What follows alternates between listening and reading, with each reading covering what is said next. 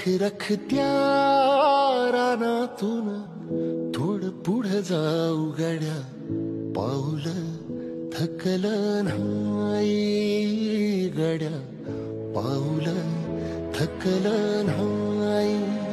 सुकलेल्या भाकरीला पाण्यासंग खाऊ गड्या, पाऊल थकलं नाही.